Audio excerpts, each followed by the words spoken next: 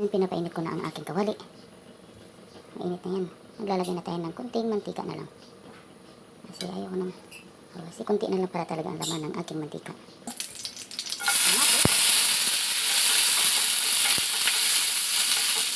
Bawang at sibuyas. Sabay-sabay na natin halo.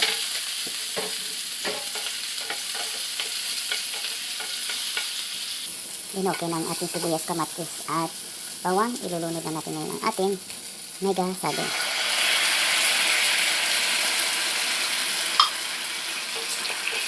Umpisahan muna natin lang siya ng sandali.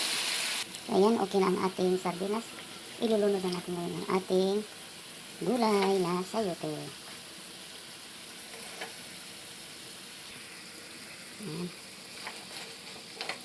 Antayin na natin ito ng mga ilang minuto. Patayin muna natin ng sandali. So ayan, tinimplahan ko na rin siya. May asin na rin yan. Ayan, ganyan. Asin. Then itong magic sarap. Kunting ting lang. Huwag masyado marami. And then mix. Kunti.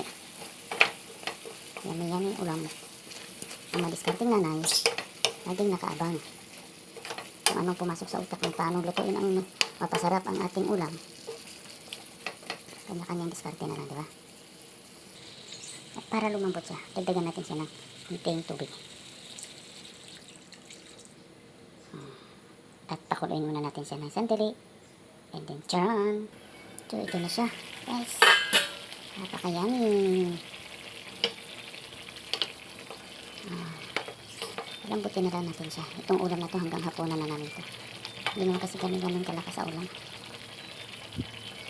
Tikman nga natin. Good. At you can watch my video mga kanunar. Peace out. Ayan. Ready to serve ang ating sayote with sardinas.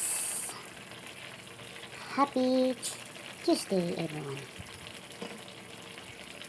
Please like and subscribe my YouTube channel.